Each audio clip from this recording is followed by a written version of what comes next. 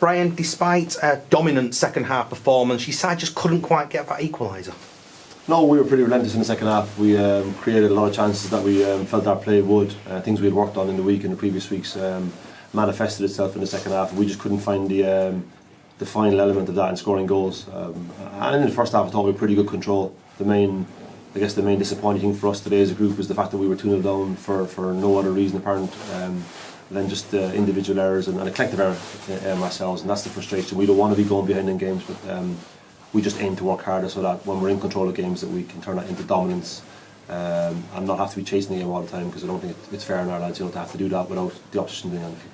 Is it something you're going to have to try and sort of work on and instill with the lads to try and not get this, giving the opposition a head start like you have done in a couple of games recently? Yeah, you'll appreciate no team or players want to give a team a head start. It's just, it happens in games. And the only way of eradicating that is by practicing really hard at your skills and making them even better, so that every element of our defensive structure as a team is improved upon. And we've been defending set plays really, really well for a long period of time. And in the last 2 games we've conceded from 2 set pieces. So the main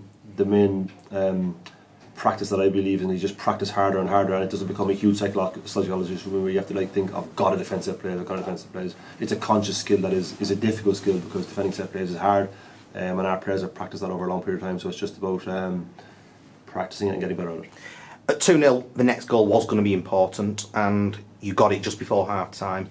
And then the second half, Bristol hardly had a chance, really, did they? And you just battered them, basically. Yeah, our goal was a brilliant goal, and it was testament to the players' courage, because they continued to play the way we wanted to play, and we started to get real attacking penetration in the final third against a team who were very content to sit deep, and which they're entitled to do because they're winning the game 2-0. And from their point of view, it was a solid away performance. But from our point of view, we penetrated that backline time and time again in the second half. And the players' ideas and their creativity was exactly how I would want, and the way I envisioned it, and the staff have worked with them in implementing those ideas over and over again, and we just couldn't find the final part of it.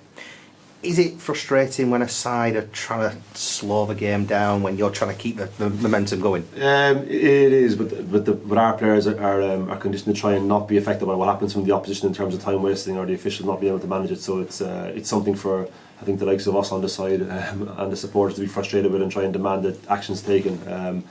But I think unless there's a yellow card pretty quickly for time wasting from the official, I think let's be honest, we'd all do the same when winning games and we're in front. I've done it in my career where once you're winning, your natural human instinct to want to win the game, you'll do anything to do it, and if that involves time wasting or taking a sting out of the game, then they've done nothing wrong in their eyes, and who would I be to criticise that? But I think it just takes a yellow card from the official and it stops it straight away, because players won't get booked.